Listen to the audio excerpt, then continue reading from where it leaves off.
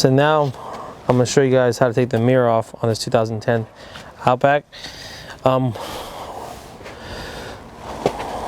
We've made several videos from, you know, window, mirror, this, everything. So most YouTube videos, they'll just cram it all together in one thing. I'm confident that we chop them up so you're only watching 2 minutes of exactly what you need instead of watching 20 minutes of what you don't need. We just want to get straight to the point because you just want to get the job done and go about your day. So I'm going to show you guys how to take the mirror off. Watch the video on the door panel if you haven't watched it already. Very simple. 3 number 8s.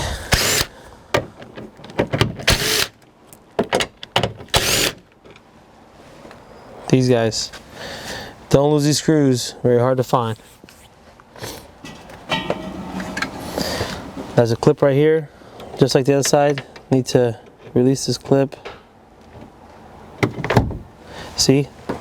If I had this unplugged, that would have been on the ground. So, I hold the mirror.